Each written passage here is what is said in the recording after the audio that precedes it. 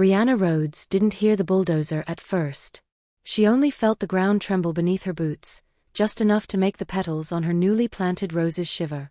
Then the machine rounded the corner of the abandoned Detroit lot, metal teeth lowered, engine snarling like it had been waiting all morning to devour her garden. The city official in the hard hat pointed straight at her. "Move. Now." Briana didn't move. She stepped in front of the roses she'd spent months coaxing out of dead soil, her heartbeat loud enough to drown out the engine. She knew she couldn't stop a bulldozer. But she also knew she couldn't let it touch her garden. The official smirked. "Fine. Run her over." The bulldozer lurched forward. And that's when the black SUV that had been parked across the street for weeks, silent watching, finally opened its door. A man stepped out. Ji-hoon. Detroit's whispered nightmare. The fire starter. He didn't shout. He didn't run. He just walked toward the bulldozer with the calm certainty of a man who had already decided how this would end.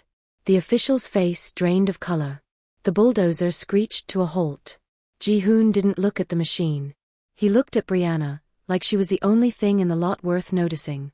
And in a voice low enough to make the air feel hotter, he said, "No one touches what you grow." Behind him, the bulldozer operator scrambled out of the cab. The official stumbled backward. The SUV door remained open, waiting. Briana realized two things at once. The garden wasn't the only thing he'd come to protect. And whatever was about to happen next, she wasn't ready for it. The sirens came first. Not close. Not yet. Just distant enough to feel like a warning instead of help. Briana stood frozen where she was, boots sinking into mud, breath shallow, the smell of oil and wet earth thick in her lungs. The bulldozer sat idle now, its engine winding down with a petulant hiss, like an animal confused by the sudden change in command. No one moved. The city official's mouth opened. Closed. He looked at the man who had stepped out of the SUV, then at the garden, then back again, like he was searching for the version of reality where this ended differently. Ji-hoon didn't acknowledge him. He took one more step forward, slow and unhurried, until he was standing just behind Briana. Not touching her. Not crowding her. Close enough that she could feel the heat of him through the damp air. The sirens grew louder. "Get the machine out of here," Ji-hoon said. It wasn't raised. It wasn't shouted.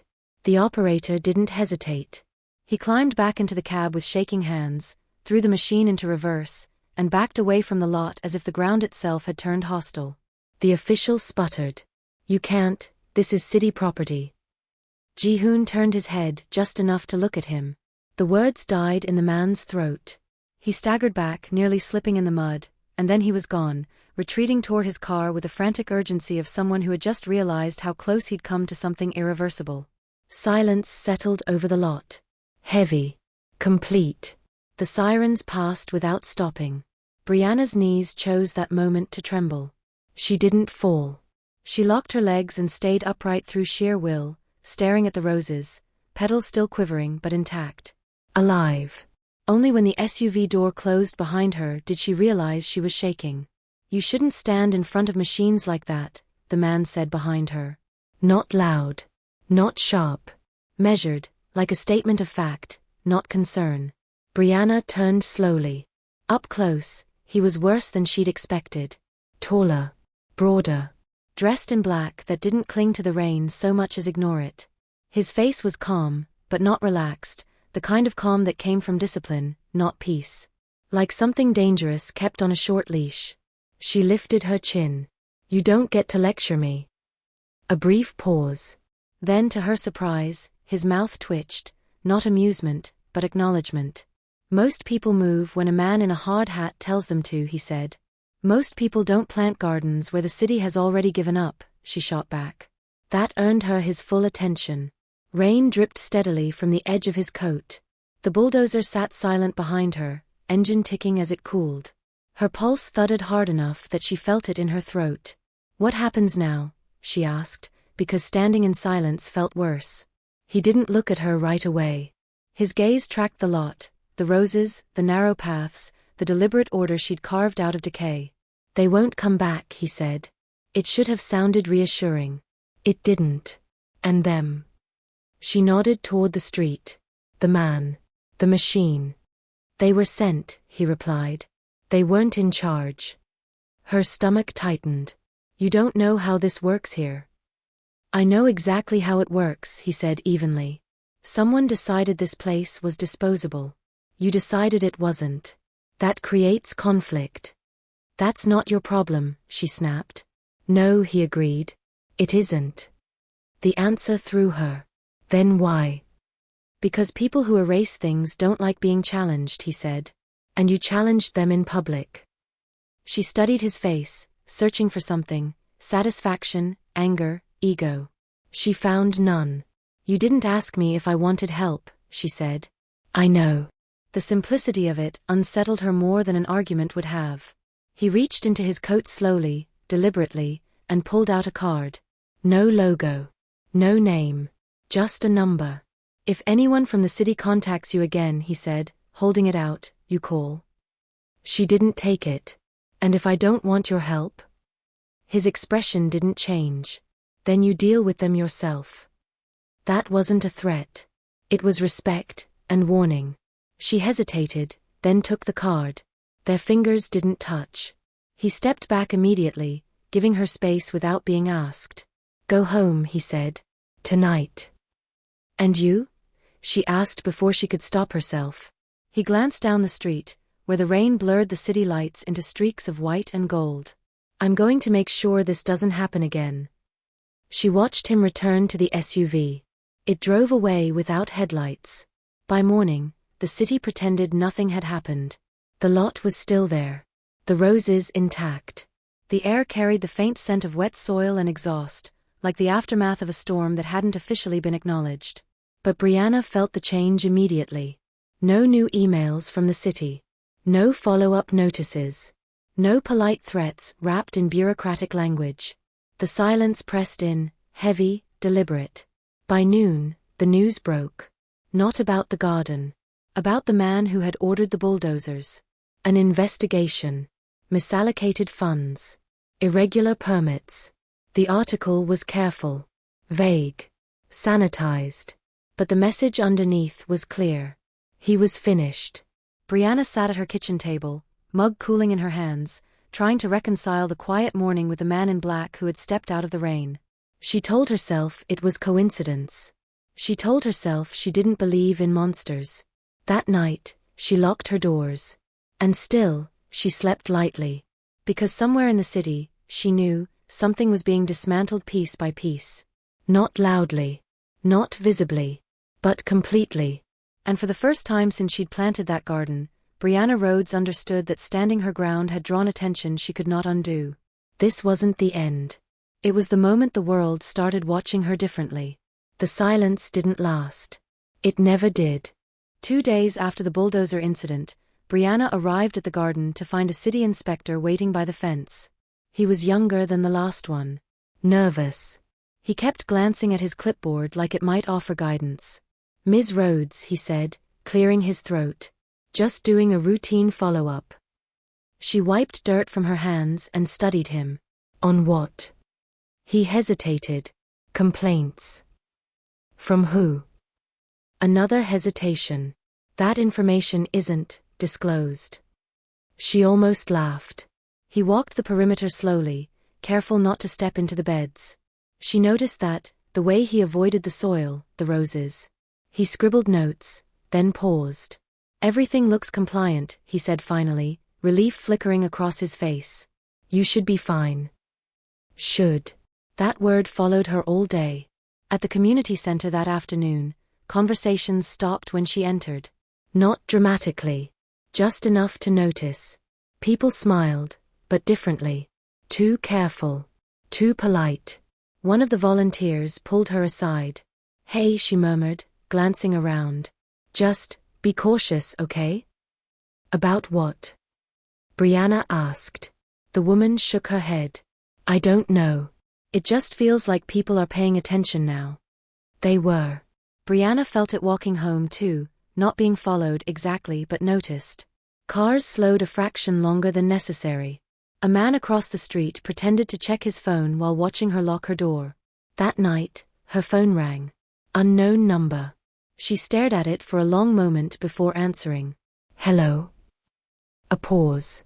Then, did anyone from the city contact you today? His voice. Ji-hoon. Her breath caught despite herself. How did you get my number?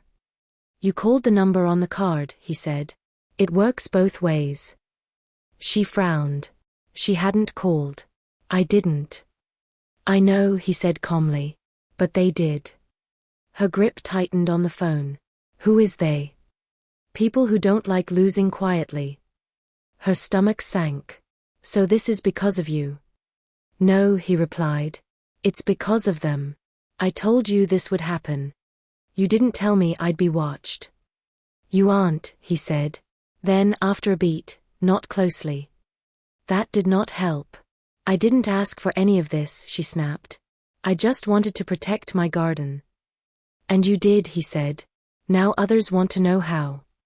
She pressed her free hand to the counter, steadying herself. What do you want from me? Another pause, longer this time.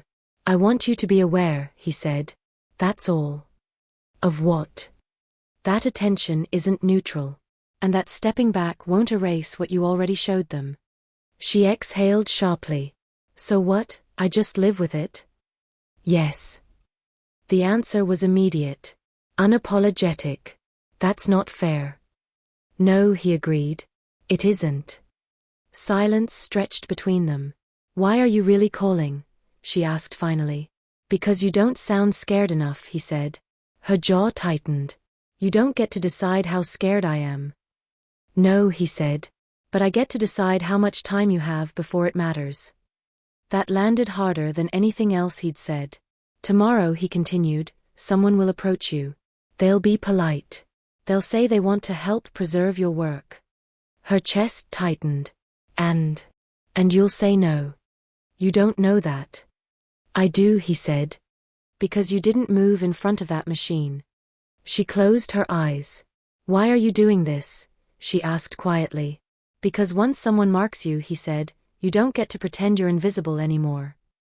The line went dead. The next day, it happened exactly as he said. A man in a tailored coat approached her after a meeting with local donors. He smiled warmly. Spoke about funding, expansion, protection, all the right words. She thought of the bulldozer, the roses shaking, the black SUV across the street. I'm not interested, she said. The man's smile faltered. Just a little. That night, Briana stood in her apartment, staring at the city lights through her window. She hadn't chosen Ji-hoon. She hadn't asked for his attention. She hadn't invited the consequences. But she had stood her ground. And now the world had adjusted. Her phone buzzed. A single message. Did they make an offer? She typed back before she could overthink it. Yes. I said no. The reply came almost instantly. Good. She stared at the word, unease and something else twisting in her chest. Because for the first time since the garden had begun to bloom, Briana Rhodes understood something with terrifying clarity. This wasn't about protection anymore. This was about alignment. And whether she liked it or not, she was now standing close enough to a wildfire that the world had started measuring her in relation to him. The first guard appeared on a Wednesday. Briana noticed him because he didn't look like security. He wore jeans and a windbreaker, stood across the street from the garden pretending to scroll on his phone, and didn't react when a group of teenagers cut through the lot laughing. He only looked up when she stepped into the beds, eyes tracking her with professional disinterest. She felt it in her spine before she understood it. That night, she called Ji-hoon. I have someone watching the garden, she said without preamble. Yes, he replied. The confirmation made her grip the phone harder. You didn't tell me you were assigning guards. I didn't assign them to you, he said. I assigned them to the problem. That's not better. No, he agreed. But it's accurate. She paced her kitchen. I don't want men with guns near my work. They aren't armed, he said. And they won't interfere unless someone does. And if I tell you to remove them? There was a pause. Not resistance. Calculation. I won't, he said. Not yet. Her temper flared. You don't get to decide what happens around me. I decide what happens to threats, he replied evenly. You decide how you live. That's a distinction you made, not me. You're right, he said. But it's one you benefit from.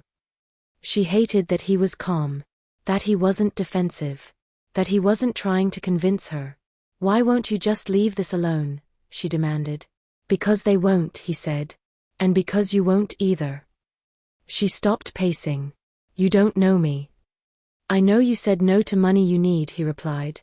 I know you stood in front of a machine that could have killed you. And I know you didn't call me when you should have. Her throat tightened. I didn't want to owe you. You don't, he said. This isn't charity. Then what is it? Another pause. Shorter this time. Containment, he said. She almost laughed. Of what? Of me, he replied. Around you. That unsettled her more than any threat could have. Over the next week, the pressure grew. The city didn't send bulldozers again. They sent paperwork. Permit reviews. Noise complaints from buildings that had been abandoned for years. Donors called, voices cautious, asking questions that sounded rehearsed. Someone spray-painted "Move On" the fence one night. The guard cleaned it off before she arrived in the morning. She confronted Ji-hoon about it when they met for the first time since the garden. He chose the place, a quiet coffee shop on the edge of downtown, neutral territory, glass walls and no corners. He was already there when she arrived, seated with his back to the window, coffee untouched. He stood when he saw her. Not to intimidate. To acknowledge. You shouldn't be here, she said immediately. You asked to meet, he replied. I asked you to call off your people. They aren't mine, he said. They're responding. To what? She demanded. To escalation, he answered. Which you are pretending not to see. She sat anyway. Up close, she noticed details she hadn't before. The faint burn scar along his wrist. The way his attention never fully left the room. The restraint it must take to exist like that. They're trying to wear me down, she said. Make this inconvenient enough that I give up. Yes, he said. That's strategy. And your solution is to scare them. No, he corrected. My solution is to outlast them. She studied him. How? By making it more expensive to interfere with you than to ignore you. Her jaw tightened. That sounds like coercion. It is, he said without flinching. But not toward you. You don't think that matters? I think it matters very much, he said. That's why I'm sitting here instead of ending this already. Her pulse jumped. Ending it how? Completely. There it was. Not poetic. Not theatrical. Honest. You talk about destruction like it's maintenance, she said quietly. It is, he replied. In my world. Well, not in mine. He held her gaze. That's why I'm listening. The admission caught her off guard. You could walk away, she said. Let them have the garden. Let them win. And what would that do to you, he asked. She hesitated. That's not your concern. Yes, he said, it is. She leaned back, crossing her arms. You don't get to protect everything by burning the rest. His eyes sharpened. Then tell me what you would do. She blinked. What? If you had my reach, he said. My resources. My leverage. How would you stop them without violence? The question was real. He waited for her answer. She thought about it. About visibility. About accountability.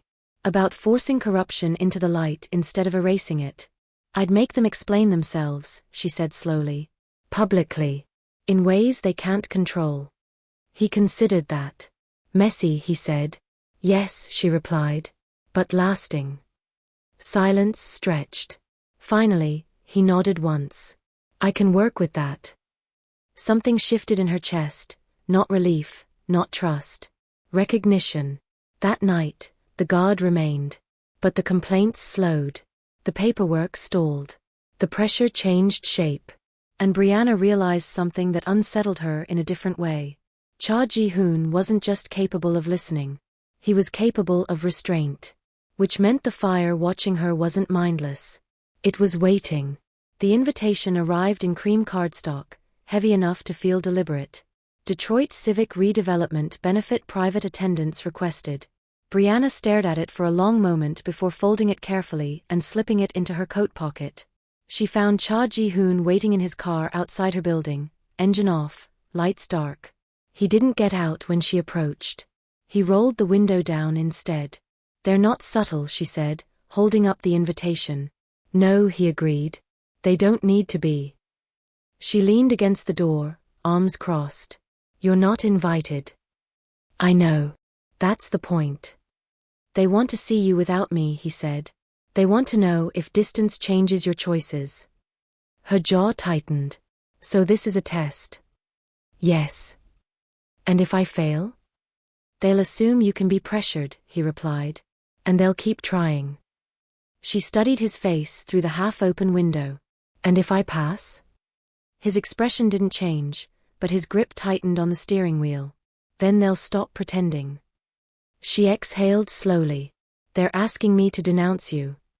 He nodded once. "I expected that." "And you're just letting it happen?"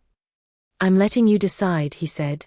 "What you choose matters more than what I do next." That landed heavier than anything else he'd said so far. The benefit was held in a renovated industrial space along the river. Glass, steel, soft lighting meant to disguise how much money had been poured into the place. Briana felt it the moment she walked in, the weight of attention, the subtle recalibration of eyes. She wore a simple black dress. Nothing flashy. Nothing apologetic. Ji-hoon did not accompany her. That, she realized, was part of the point. She moved through the room alone, greeted politely, studied openly. People smiled at her with practiced warmth. Others didn't bother hiding their curiosity. A man she recognized from the redevelopment board approached first. "Ms. Rhodes," he said, shaking her hand. "We're so glad you came. Your work has been impressive." "Thank you," she replied. He gestured vaguely. "We're very interested in supporting community initiatives. The right ones." She met his gaze. "I'm not looking for sponsors." The man's smile didn't falter. "Everyone is," he said easily. "Sometimes they just don't realize it yet." She felt the pressure behind the words. Not force, assumption. Later, a woman cornered her near the bar, wine glass cradled delicately in her hand. "You must be exhausted," she said, voice light, sympathetic in a way that didn't reach her eyes. "All that attention lately." Briana stiffened. "I manage." "I'm sure you do," the woman replied. "It's just complicated when certain people get involved. People with reputations." There it was. Clean. Undeniable. The actual pitch came an hour later, delivered by a man who didn't bother dressing it up. "We can fund your gardens," he said. "Not just maintain them, expand them. You won't have to fight for permits or approvals anymore." Briana held his gaze. "And in return?"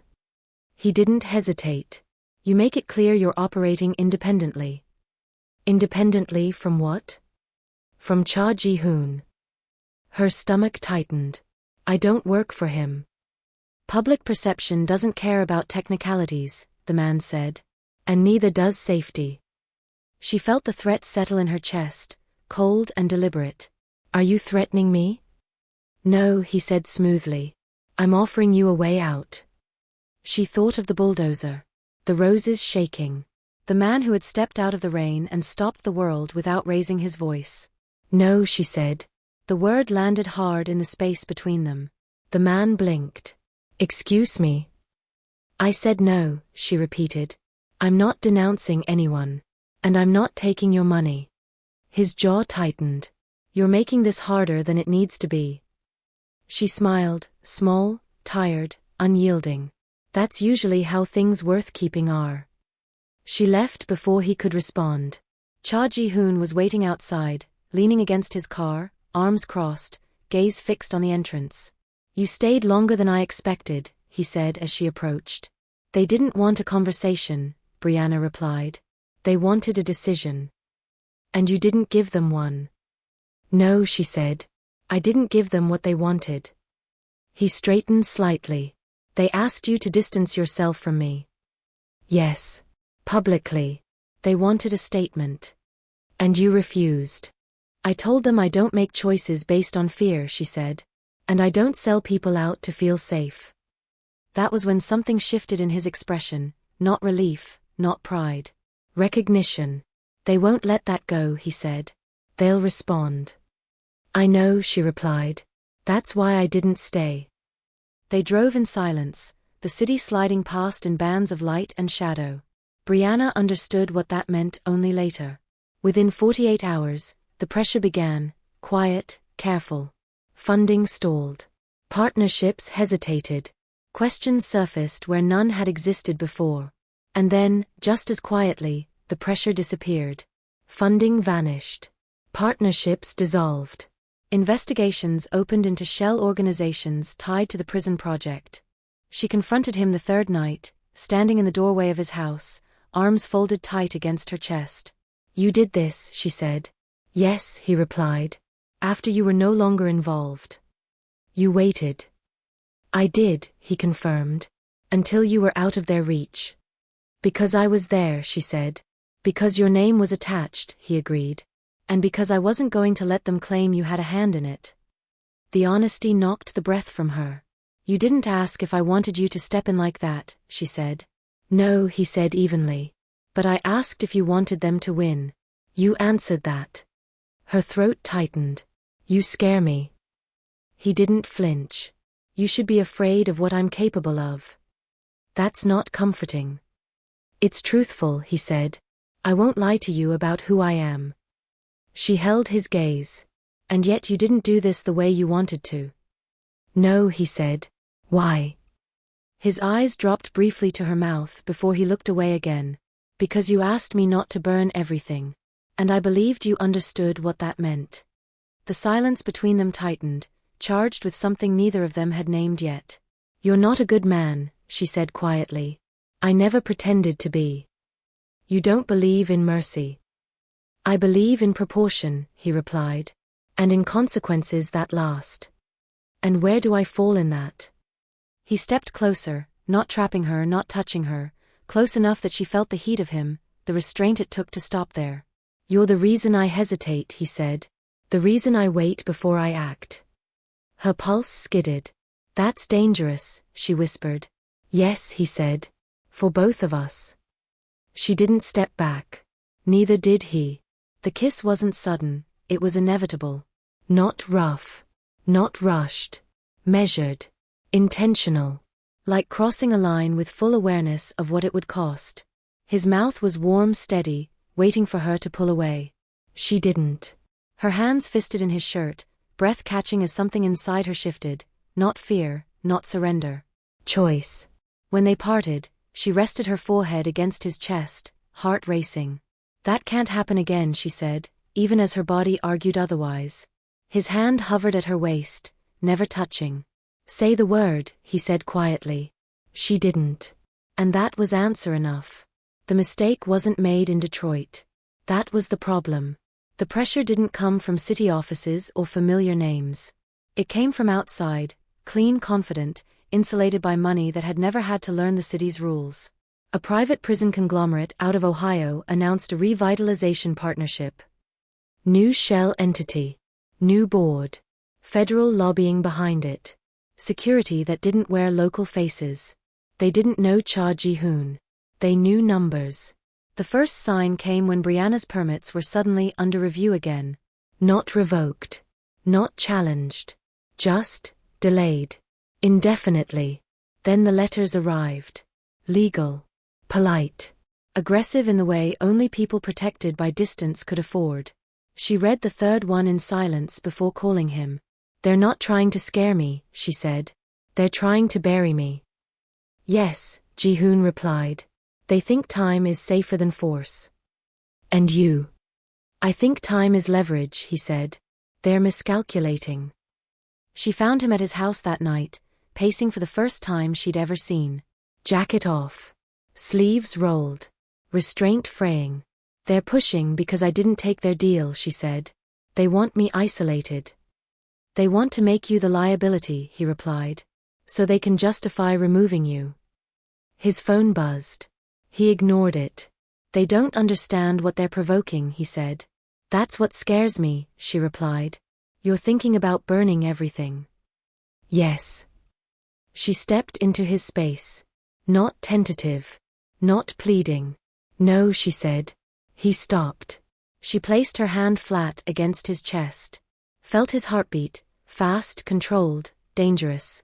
If you burn them the way you want to, she said, you become their excuse. They want you to look like the threat. His jaw tightened. They are a threat. I know, she said. But you don't need to prove it. You need to survive it. He stared down at her hand, at the calm certainty in her posture. What are you asking me to do? He asked. She held his gaze. Expose them. Strip them. Make them leave without fire. Silence stretched. That's not my instinct, he said. I know, she replied. That's why I'm asking. The pause that followed was the longest she'd ever heard him take. The reckoning came quietly. Federal audits. Zoning violations. Whistleblowers suddenly protected. Investors pulling out when the numbers stopped lining up. The conglomerate folded within the month. No flames. No blood. No spectacle. They left Detroit behind like a bad investment. The garden stayed. The city exhaled. And for the first time since she'd known him, Briana saw Ji-hoon sit down. The release hit him all at once. She found him in the dark, standing at the window, city lights reflected in the glass. His shoulders were tense, hands flexing like he didn't know where to put the energy anymore. You won, she said softly. He didn't turn. We did. She stepped closer. If I hadn't stopped you, I would have burned everything, he said. And regretted it later. She swallowed. And now? He turned then, eyes sharp.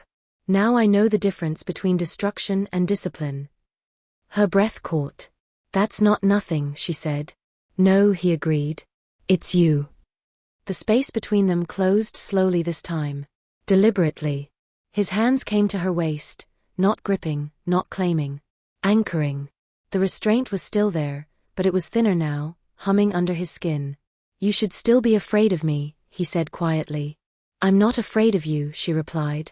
I'm afraid of what the world would look like if someone ever hurt me. His breath stuttered. That, he said, voice rough, is the correct fear. She kissed him. This time it wasn't tentative.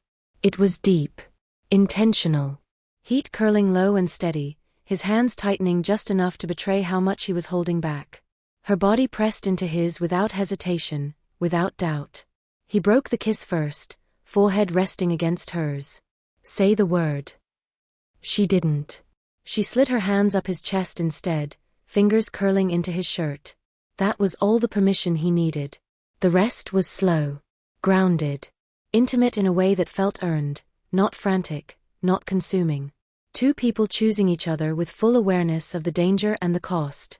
Later, wrapped in quiet, she traced the faint scars along his wrist. If I ever leave, she said, you'll let me. Yes, he replied without hesitation. But you'll still burn the world if someone touches me. His mouth curved into something like a smile. Without question. She closed her eyes, safe in a way she'd never been before.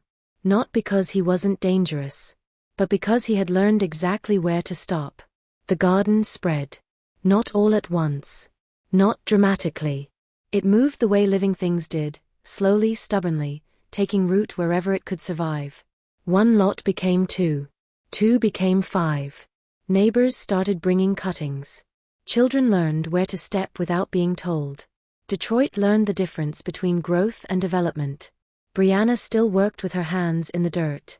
Still came home smelling like soil and sun. Still knelt where the city had once decided nothing was worth saving. Ji-hoon never stood in the way of that. He funded quietly. Bought properties through layers of distance and paperwork that never bore his name. When the city asked questions, the answers arrived already documented, already approved. No one challenged her work anymore. They didn't need to. The man who walked with her through the garden sometimes, never ahead of her, never behind, had taught the city what consequence looked like. He was still dangerous. That never changed. But Briana no longer feared him. She feared what the world might demand of him if someone tried to hurt her again. That was the difference. On a late afternoon thick with summer heat, she found him sitting on the low stone wall at the edge of the largest garden, jacket discarded, sleeves rolled, watching a group of kids' water seedlings with too much enthusiasm and not enough coordination. "They're going to drown those," he said. She smiled. "They'll learn." He watched them a moment longer. "You changed this place." "We did," she corrected. He accepted that without argument. Later, when the city lights came on and the garden fell quiet, she leaned against him, bare feet brushing his ankle. He took her hand then, calloused fingers warm and steady, and pressed a kiss to her knuckles, reverent in a way no one would ever expect from him. "We were never meant to be gentle," he said quietly. "Just precise." She squeezed his hand. "That's enough." For the first time in his life, Ji-hoon believed it. The fire didn't go out. It learned what to protect.